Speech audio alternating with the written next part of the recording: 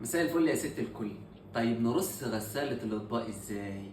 كل غسالة خلي بالك، معظم الغسالات بتترص نفس الرص، بس في غسالات في الرف السفلي السنون اللي ورا بتتني.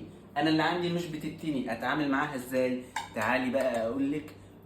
بصي خلي بالك، دي طويلة شوية، دي قصيرة شوية، هنا مكان الحلل، هنا مكان الأطباق. طيب تعالوا نشوف نرص غسالة الأطباق ازاي. الرصة اللي تطلع الأطباق بتلمع. أول حاجة بسم الله.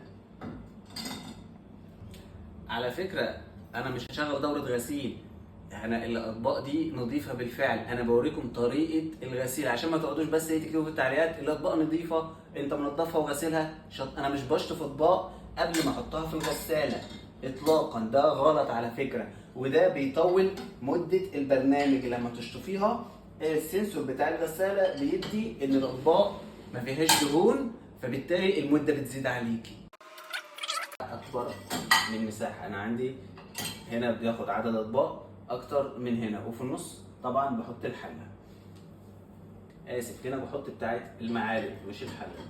الحله احطها ورا زي ما اتفقنا كده. انا خلصت الاطباق هنا، هحط الحلتين بتوعي هنا وهنا المعالق، وبعدين نحط الرف التاني.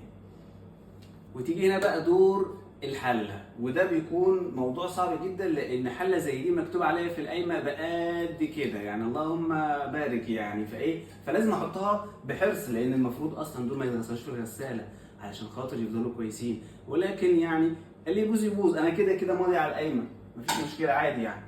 فنحطها بحرص عشان خاطر ما تحكش كتير ولا تترزعش زي ما انا رزعتها كده. تمام. ونحط الحله الثانيه بالشكل ده كده. انا هيبقى عندي مشكله هنا، يا ترى بتاعت المعالق هتيجي؟ لا طبعا كده مش هتيجي. تمام. دي بقى فايده ايه؟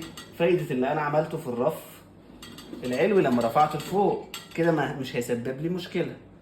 تمام. طيب رصينا بقى ده ندخلوه علشان خاطر ما يفضلش معلق على الباب، وبعد كده براحتنا خالص نرص الرف العلوي. والرف العلوي برضو هنرص من جوه الاول، عشان لو عندنا مواعين كتير ما نرصش هنا فيفضل تقيل بس من تحت كده.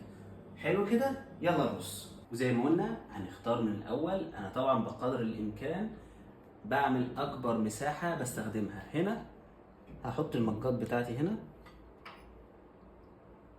ده كده هيبقى كتير شويه، فهخلي 2 لان انا عاوز عندي صغيرين عايز احطهم فوق، يبقى دول تحت واحط دول فوق كده.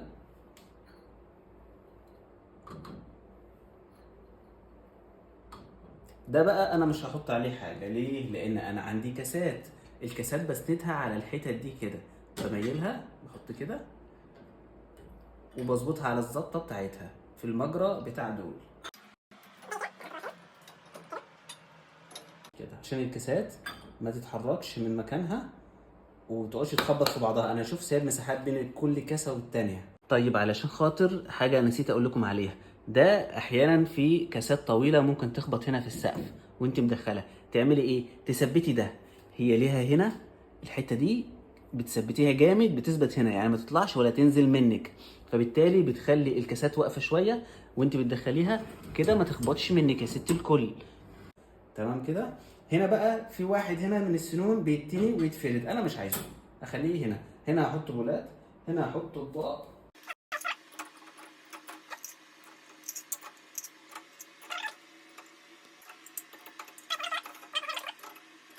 والمكان ده احسن مكان يتحط فيه بولات طبعا، لانه بطبيعه الحال مايل، شوف مايل لتحت، احسن حاجه يتحط فيه بولات زي كده كده. حلو قوي. بعدين انا عندي المكان ده فاضي، استخدمه بقى ليه استخدامات عدة على حسب انا عندي ايه، زي وليكن ده اقدر احطه كده بالشكل ده. الغطا التاني هدور عليه واحطه عادي، انا كده كده ماضي على القايمه، حتى لو ضاع مفيش مشكله عادي، انا لقيته يعني مفيش مشكله خالص، انا لقيته، ما بلاش حد يشمت. ويبقى انا كده استفدت بقدر الامكان ان انا بولاتي، اطباقي الصغيره، كاساتي، كل حاجه مستفيد منها. تمام كده. دي المواعين تترص بالشكل ده يا ست الكل، فوق وتحت، حلالك كله زي الفل. واهم حاجه بعد ما ترصي وتدخلي ده كده، تتاكدي ان ده سالك مش بيخبط كده بايديكي كده، مفيش صوت مفيش اي حاجه، خلاص كده زي الفل. كده انت امورك بخير يا ست الكل. انطلقي والله ما انت راجعه كده يا جماعه. كل حاجه متظبطه، اطباقك طول ما هي مايله هتطلع نظيفه. طول ما الميه بتطلع من تحت الرشاش اللي تحت والرشاش العلوي بيوصل لكل المواعين وكل الاطباق هتنضف.